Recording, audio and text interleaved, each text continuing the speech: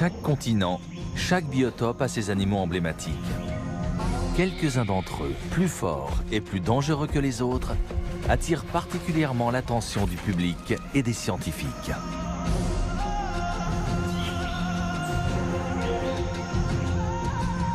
Nous avons traversé l'Asie, suivant à la trace ces créatures exceptionnelles.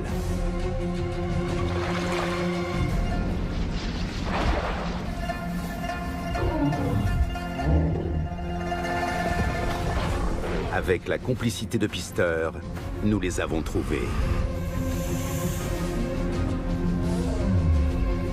Les grands animaux d'Asie.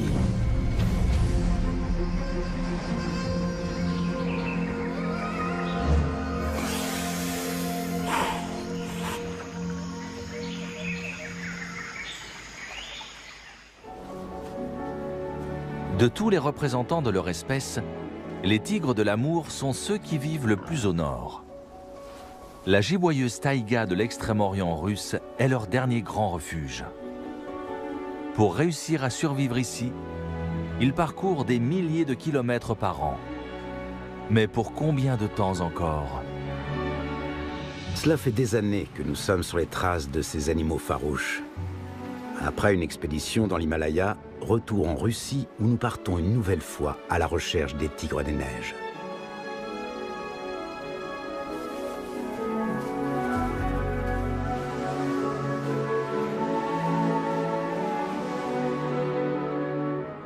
Les tigres de l'Amour vivent aux confins de l'extrême-orient russe.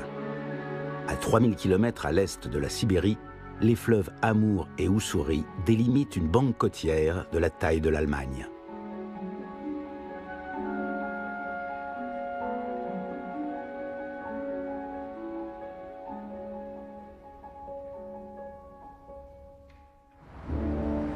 Vladivostok.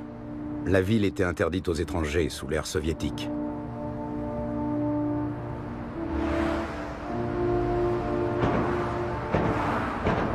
La flotte russe du Pacifique est stationnée ici et dans les baies environnantes.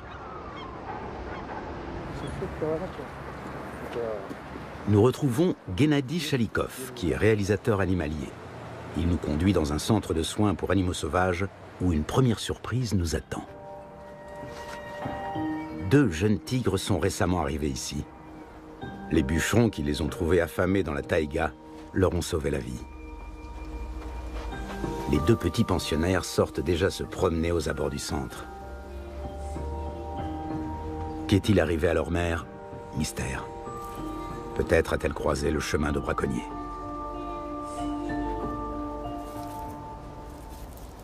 Les petits ont survécu, mais il n'est pas sûr qu'ils puissent un jour retourner vivre dans la taïga.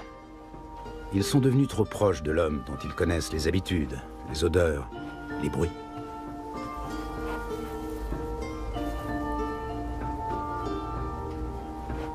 Les hommes les nourrissent et les soignent, mais l'enseignement des bases de la survie dans la taïga est une autre paire de manches.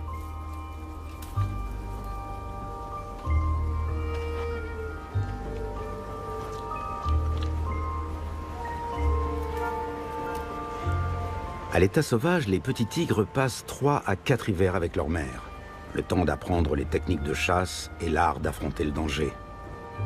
Les longues promenades à travers la taïga font partie de la formation. Les petits s'entraînent à décrypter les moindres détails de leur environnement.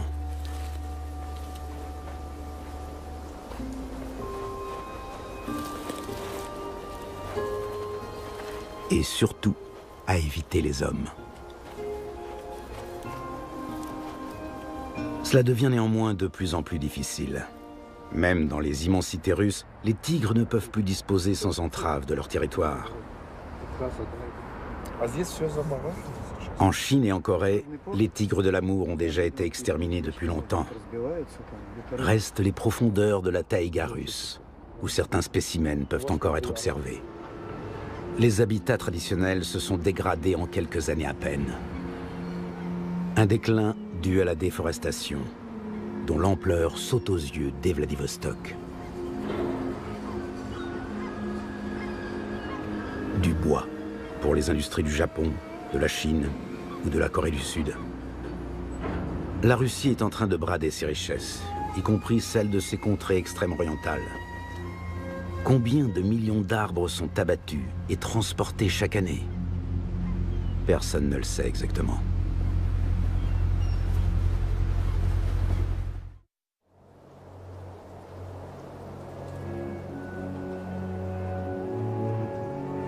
Les nuits sont glaciales dans la taïga de l'Ussuri. Plus de la moitié de l'année, le paysage est pétrifié par le gel.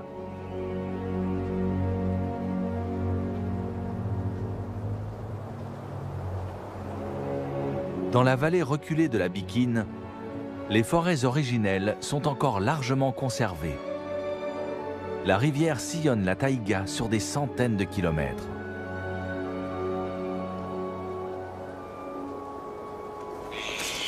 Des pies bleues vagabondent à travers la forêt, le plus souvent à proximité des sangliers ou des chevreuils d'Asie.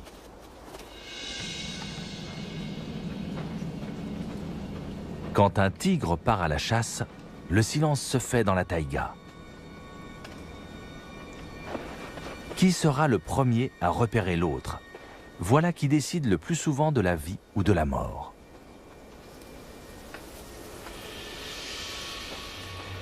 Il faut au tigre environ une douzaine de tentatives avant d'attraper une proie. Cela leur coûte à chaque fois beaucoup d'énergie. Les tigres ont de l'endurance. Ils peuvent observer une proie à distance pendant des heures. Ils analysent la situation dans ses moindres détails avant de passer éventuellement à l'attaque. L'animal est-il seul ou en groupe? Est-il en bonne santé ou affaibli? Dans quelle direction souffle le vent?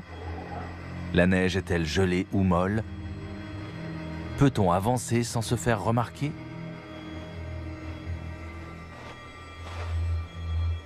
Le grand fauve peut passer à l'attaque d'une seconde à l'autre.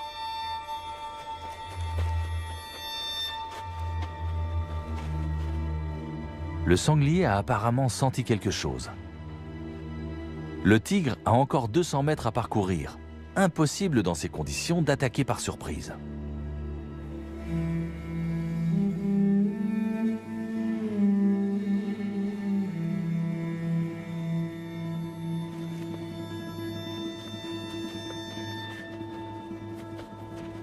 La situation se complique.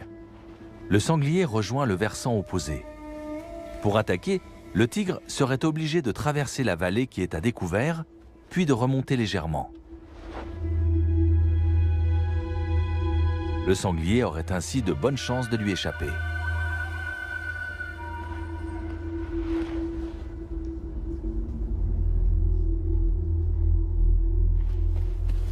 Les sangliers ne voient pas spécialement bien, mais ils ont un odorat et une ouïe très développés.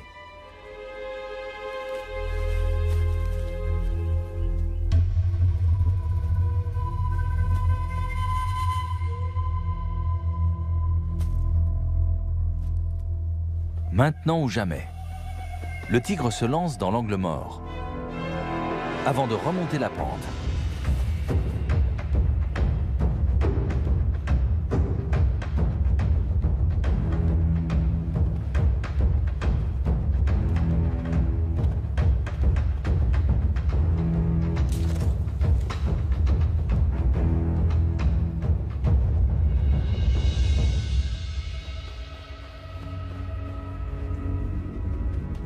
Le jeune chasseur a mal calculé son coup. Le sanglier a pu échapper à la mort en redescendant la pente, prenant ainsi une bonne avance sur son prédateur.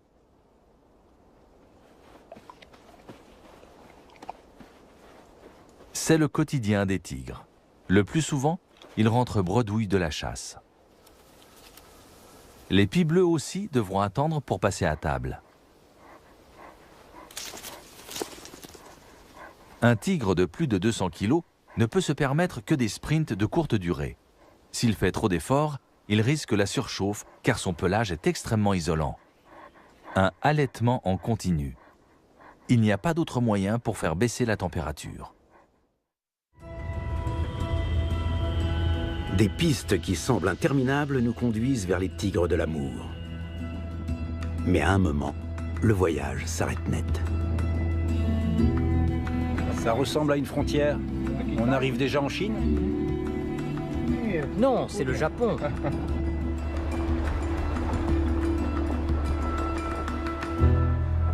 Allemagne? Oui, Allemagne. Très bien. Faisons connaissance. Je vous ouvre.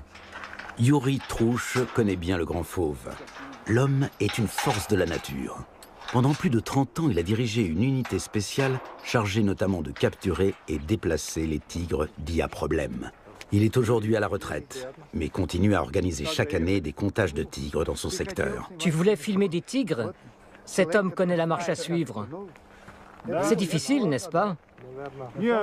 Si je peux vous aider, je le ferai avec plaisir. Gennady Chalikov a manifestement les bons contacts. Dernière mise au point devant le portail en fer. Malgré son scepticisme, Yuri est prêt à nous aider. Ça commence dès demain.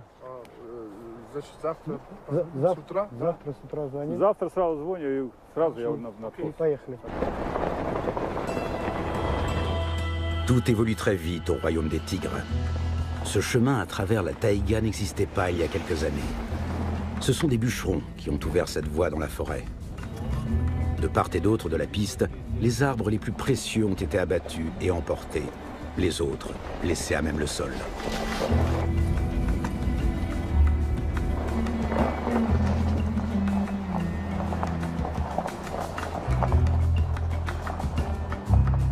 Après les bûcherons, viennent toujours les braconniers, explique Yuri. Et c'est tout aussi destructeur. Car s'il n'y a plus de gibier, les tigres disparaissent du paysage. Je klaxonne pour qu'ils s'éloignent de la piste. Des braconniers pourraient leur tirer dessus et les tuer. Quand ils n'ont plus rien à se mettre sous la dent, des tigres affamés viennent parfois dans les villages. Leurs premières victimes sont le plus souvent des chiens.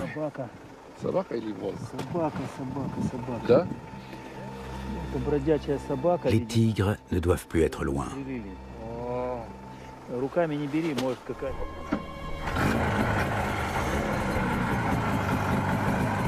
Mais nous sommes vite rattrapés par la réalité. Ici, au pays des tigres de l'amour, tout est loin. Les grands fauves vivent sur des territoires immenses. Ils parcourent facilement 3000 km en hiver. Impossible de les trouver sans motoneige.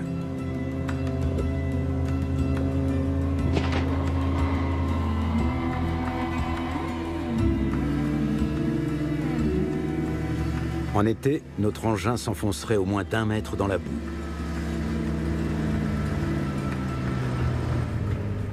Première trace dans la neige fraîche.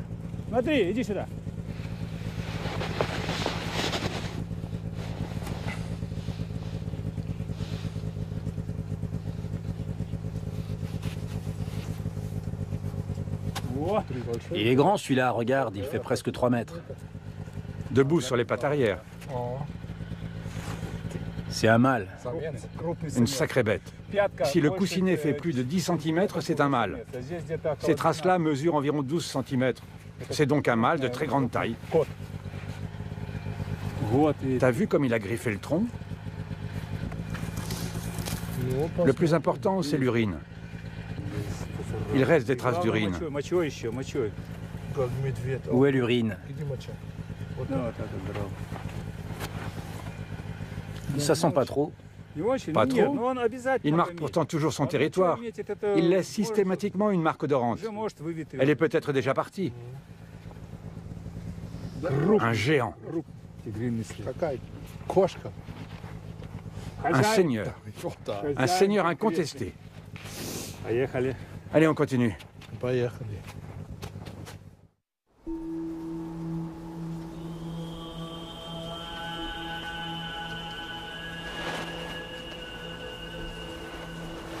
Le tigre mâle a tout son temps.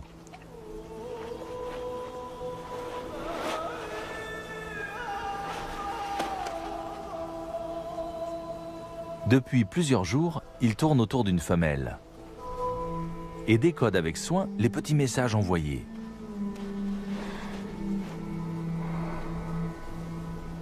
L'animal retrousse ses lèvres dans une curieuse grimace, le Flehmen, qui sert à analyser les odeurs grâce à un organe spécial situé sur le palais. Le mâle s'enivre ainsi des effluves de la belle. Patience, tout vient à point à qui sait attendre.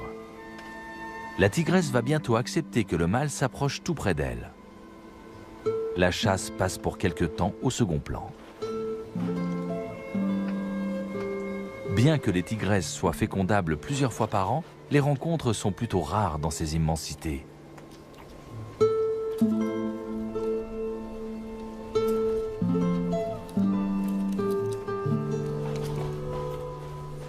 Par ailleurs, dès qu'une femelle a des petits, elle se détourne du mâle pendant plusieurs années. C'est pour cela que son vaste domaine jouxte les territoires de plusieurs femelles.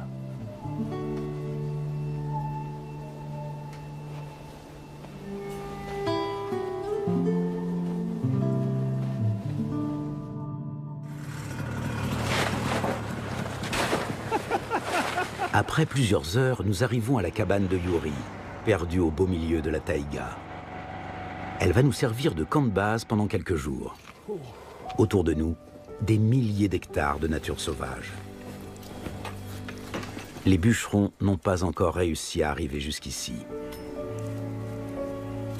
Une gélinote des bois, juste à côté de la cabane, est là pour en témoigner.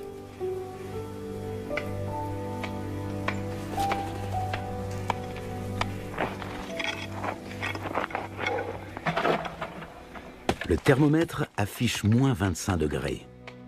Dans ces conditions, notre café est chèrement gagné. Les préparatifs vont prendre encore une bonne demi-heure. Les jours passent. Nous faisons de longues randonnées dans la taïga, attentifs au moindre bruit et portés par l'espoir d'apercevoir un tigre. La taïga d'Ussuri a une faune sauvage d'une grande richesse, mais la densité en gibier est faible.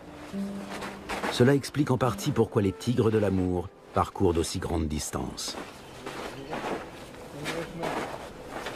Zibline, Elle se déplace toujours de la même manière.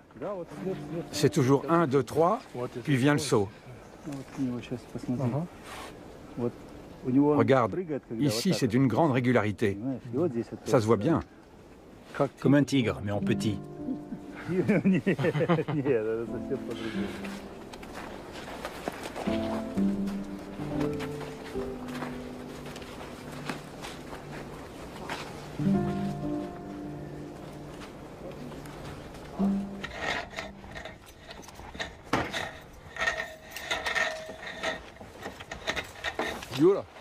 J'y vais, à plus tard. Très bien.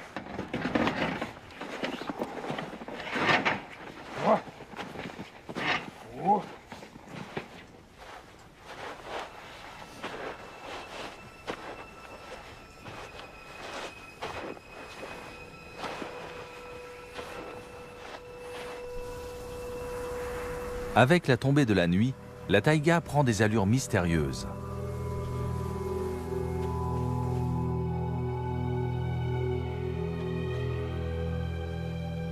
Un porte-musc.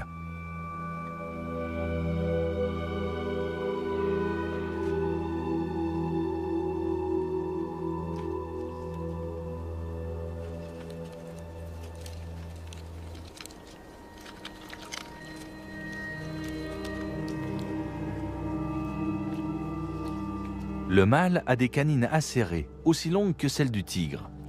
Ses dents effrayantes contrastent avec le comportement craintif de l'animal. Les mâles solitaires n'en font usage qu'occasionnellement, lorsqu'il s'agit d'éloigner un rival. Les porte-muscs, qui se nourrissent d'écorces, de lichens et de petites branches, se sont adaptés à ce milieu inhospitalier. Ils apparaissent au crépuscule, mais au fond, ce sont des créatures nocturnes.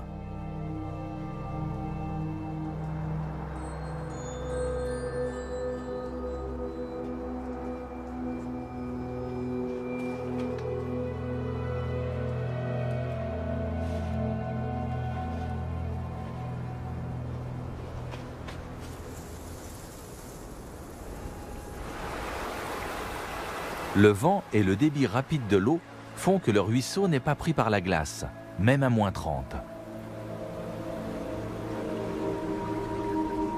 C'est un petit paradis pour le Ketupa de Blakiston, un oiseau magique.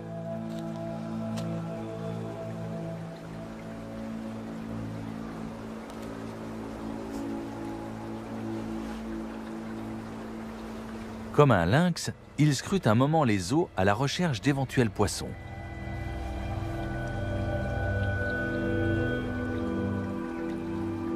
Aussi soudainement qu'il était arrivé, il disparaît dans la nuit noire, pour ne plus revenir.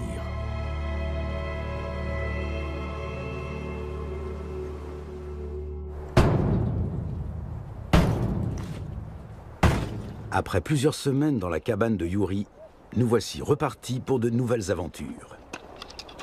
Nous voulons nous enfoncer encore plus profondément dans la taïga.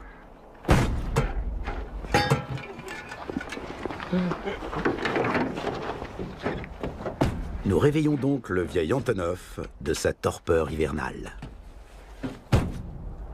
Ce vieux coucou a près d'un demi-siècle. Et pour l'instant, on n'a pas encore trouvé mieux pour observer la taïga du ciel.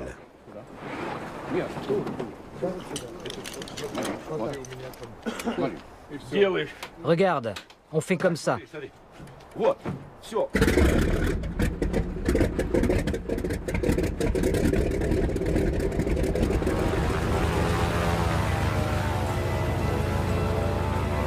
En espérant que l'appareil tiendra le choc, nous décollons.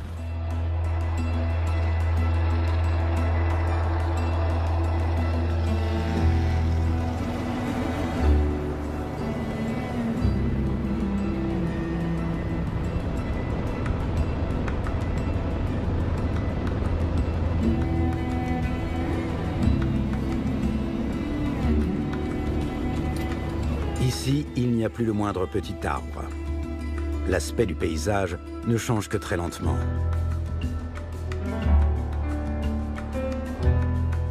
Longtemps, nous survolons une zone défrichée où la nature commence à reprendre ses droits. Et puis, enfin, la vraie taïga se dévoile dans toute sa splendeur.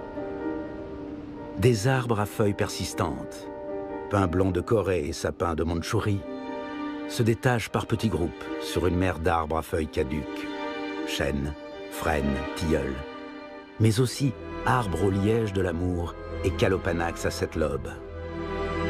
En dehors des tropiques, rares sont les forêts naturelles qui présentent une telle richesse en espèces. Ces larges cicatrices blanches sont le résultat de la déforestation par le feu. Ici aussi, l'homme gagne du terrain.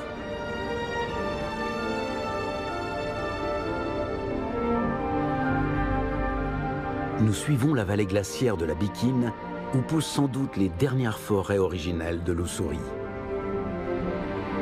Ici et là, nous repérons de petits villages dispersés. Krasny Yar, Laoucha et Olonga. Le plus souvent, ils ne sont accessibles qu'en bateau ou motoneige.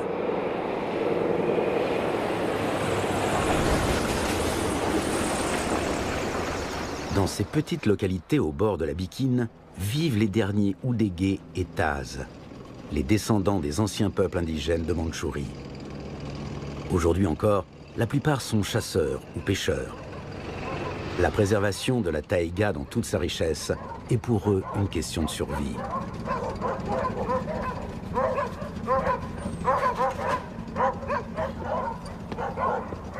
Leurs langues sont en train de disparaître. Les jeunes générations ne parlent plus que russe.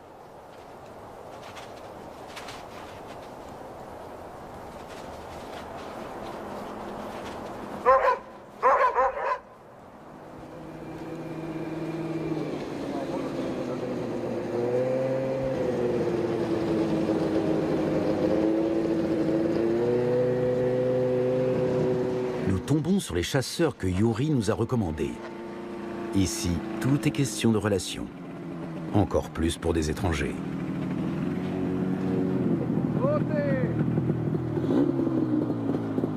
Gennady Chalikov n'a pas non plus la partie facile. Bonjour, bonjour. T'es en retard. Mais non. T'avais dit quelle heure? 11 heures? Non, t'avais dit 1 heure. Les préparatifs prennent un certain temps. Nous voulons remonter la Bikine sur 200 km pour rejoindre le territoire de chasse de nos 2 guides oudégués. Pour eux, ce n'est ni plus ni moins qu'une petite promenade. Dans 1 minute, on y va. Schumacher. Qui? Schumacher. Tu le connais, ce Schumacher? Une fois que le départ est donné, toute communication devient impossible avec le bruit et les gaz d'échappement des motoneiges. Celles-ci sont appelées outyuk en russe, c'est-à-dire fer à repasser glissant à vive allure. Nous pensions que la couche de glace recouvrant le cours d'eau était plus compacte. Vu du ciel, les fissures n'avaient l'air de rien, et surtout, elles semblaient plus éloignées des traces. Constantine, notre pilote de Formule 1, s'arrête plusieurs fois pour jauger l'épaisseur de la glace d'un air préoccupé. On peut y aller.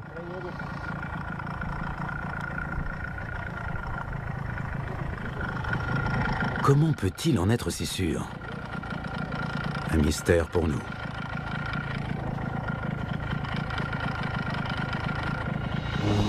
Mais cela fonctionne.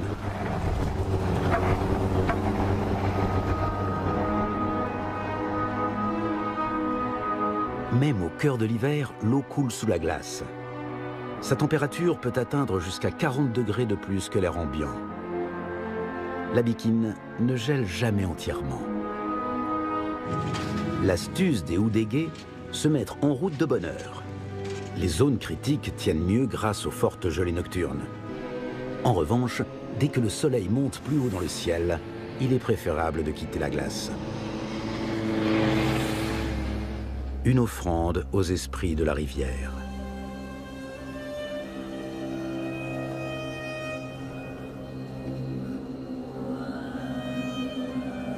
Aujourd'hui encore, il y a toujours des cas de disparition dans la taïga ou des noyades dans la Bikine. Certains corps ne sont jamais retrouvés.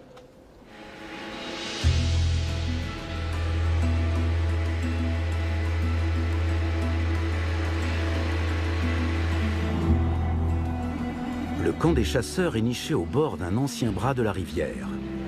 Comme jadis, les droits de chasse se transmettent de père en fils.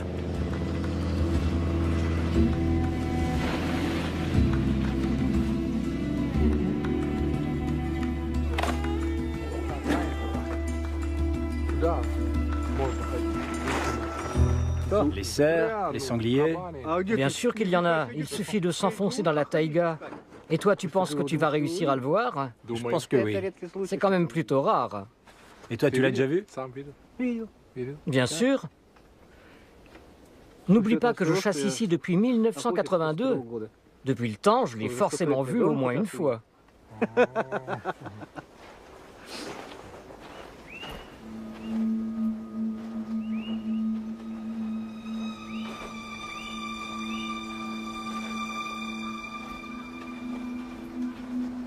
Tu ne verras pas le tigre s'il n'a pas décidé de se montrer, disent les oudégués.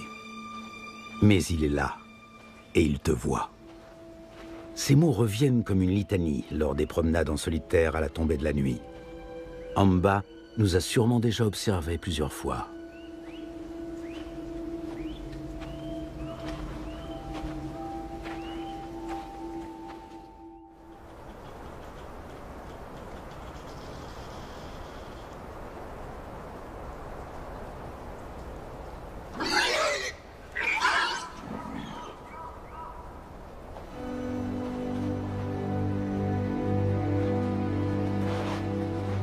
Les sangliers sont les proies préférées des tigres de l'amour. Ils s'en prennent le plus souvent à de jeunes animaux. Une fois attrapé, un jeune sanglier de 50 kg est plus facile à contrôler par un félin de 200 kg qu'un robuste mâle adulte capable de se défendre. Là où il entame la bête, le tigre enlève un maximum de poils.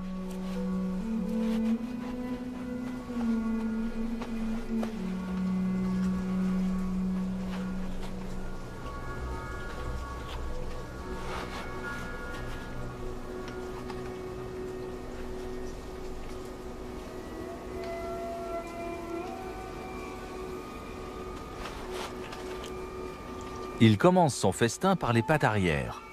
C'est là que les muscles sont les plus développés. Comme tous les félins, le tigre tranche la viande à l'aide de ses carnassières.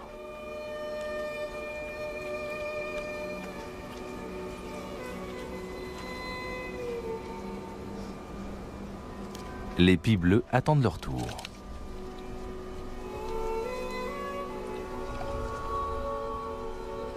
Mais le tigre prend tout son temps. Il a mangé les plus gros morceaux et semble maintenant hésiter à faire une pause.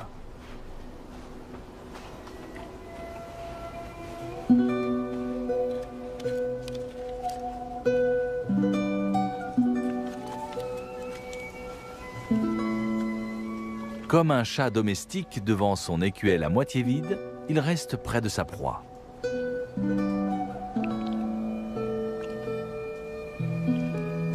Un tigre repu semble extrêmement pacifique.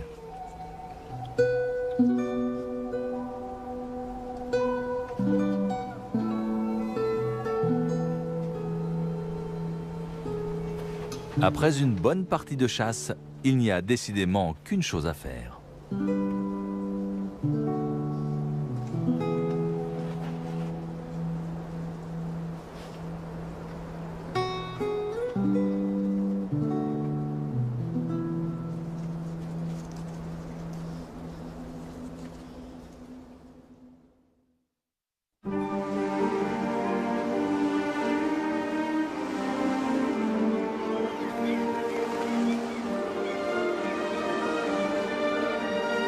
Nous quittons la taïga pour aller sur la côte.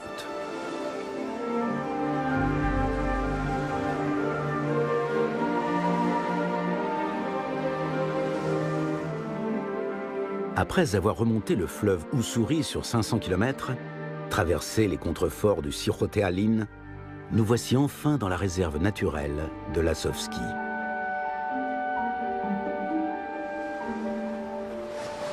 Nous retrouvons Galina Salkina, la plus grande spécialiste des tigres de Russie et une amie de longue date. Galina étudie la vie des tigres de l'Amour dans la région côtière bordée par la mer du Japon. Est-ce qu'il y a eu des cas où des tigres s'en sont pris à des phoques? C'est arrivé. Je n'ai pas eu connaissance d'attaques de ce type dans notre réserve. Mais nos collègues du Siroté Alin ont déjà été confrontés à ça. Toujours et encore, on voit rôder des tigres sur la côte, alors qu'il s'agit d'un paysage ouvert. Nous les avions filmés ici, il y a quelques années. Galina ne tarde pas à trouver la première trace fraîche. D'après la taille du coussinet, c'est une femelle. La tigresse est-elle encore près d'ici, sur un versant ensoleillé avec vue sur la mer? Ou est-elle déjà loin? Nous suivons la trace qui nous conduit de baie en baie. À quelques mètres de la mer, nous découvrons les restes d'une biche. C'est ici que la tigresse a tué sa proie. Elle a mis de côté les poils, mais aussi un fœtus.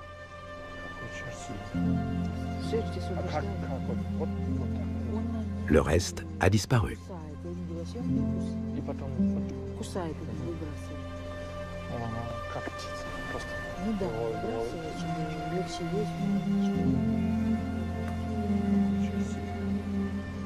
Il a tout mangé? Où sont les restes? Il les a emportés là-bas, Ah, ok. par là en bas, mais je ne sais pas exactement où. La tigresse a mis sa proie à l'abri. La pente ne l'a pas découragée. C'est effrayant. On fait quoi si elle est en haut? On n'a pas de fusil. Sur près de 2 km, nous suivons la trace de la tigresse à travers la forêt. Elle a choisi pour ses agapes cette petite butte d'où l'on peut voir dans toutes les directions.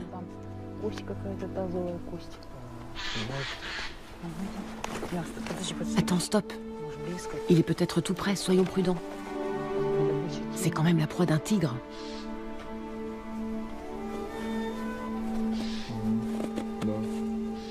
J'ai des chaînes.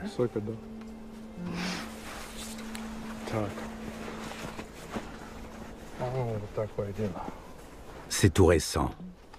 Étonnant tout de même que la tigresse ait traîné une proie de ce gabarit aussi loin dans la forêt. Il y a environ 40 kilos de viande sur une biche de cette taille. La tigresse l'a sans doute mangée en 2 ou 3 étapes.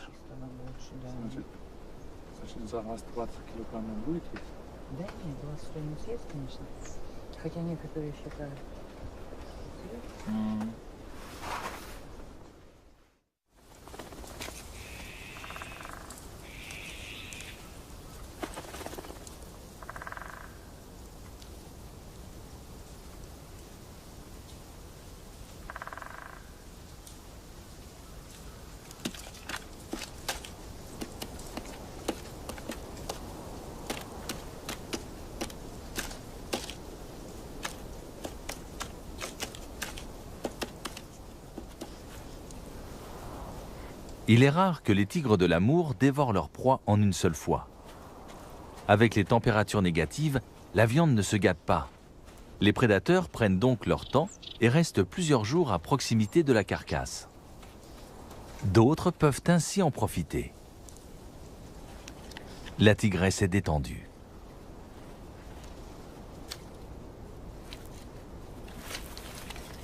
Mais elle ne lâche pas sa proie des yeux.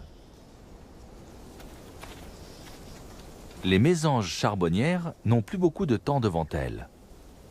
Quand les pies bleues passeront à table, ce sera moins agréable. Celles-ci sont très prudentes. Elles attendent toujours qu'un autre fasse le premier pas.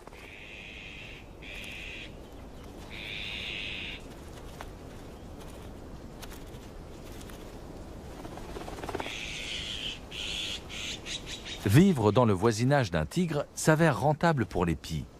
Elles ont systématiquement leur part du gâteau.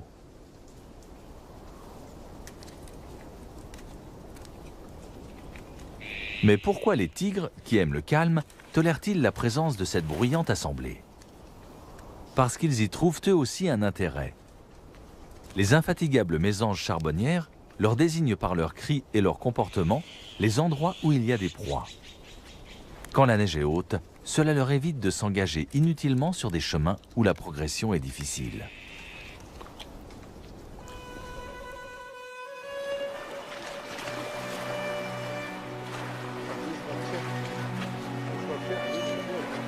Nous accompagnons le mari de Galina dans sa tournée d'inspection sur le littoral de la réserve.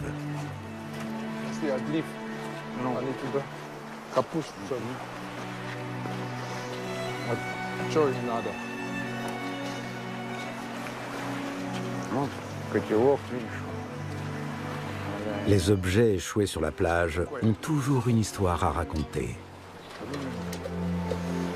On dirait que des braconniers ont tiré dessus.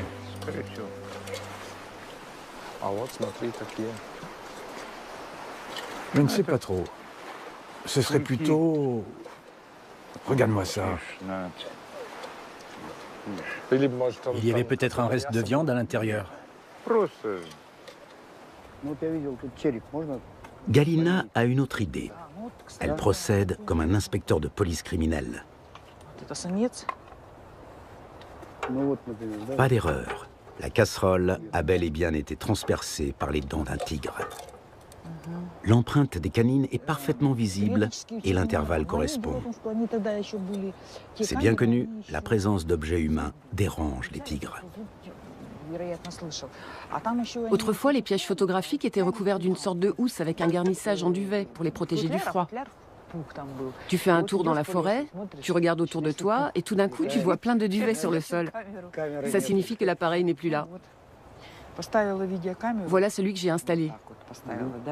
Je reviens un peu plus tard et il est ouvert. Et qu'est-ce qu'on voit? Oui, la trace d'une canine. C'est la canine? Oui, c'est ça. Dans ce cas pourtant, le malfaiteur a été photographié. Ici, Galina est encore en train d'installer les appareils. Peu de temps après surgit le tigre. Il emprunte exactement le même chemin que Galina. Le félin passe en revue tous les endroits que la scientifique a touchés, puis finit par lui signifier tout le mal qu'il pense de l'espionnage.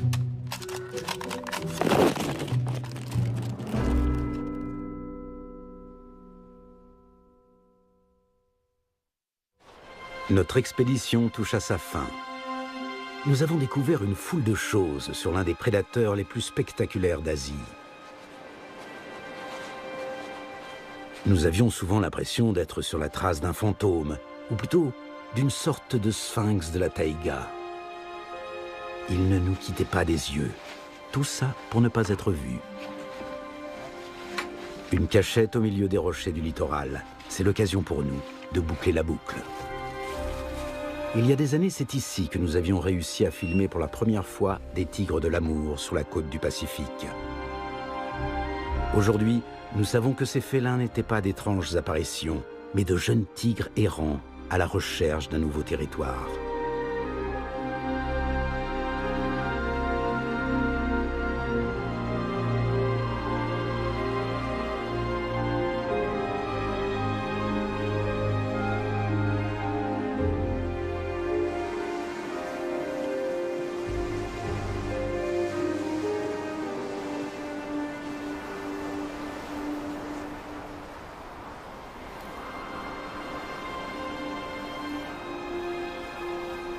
Ils ne peuvent pas traverser la mer, les tigres des forêts de l'Ussuri. Ils ne survivront que s'ils ont la possibilité de rester dans la taïga. Ces immensités glacées aux confins de l'Asie sont le refuge de nombreux animaux sauvages. Mais seul le tigre inspire à l'homme un tel respect mêlé d'effroi.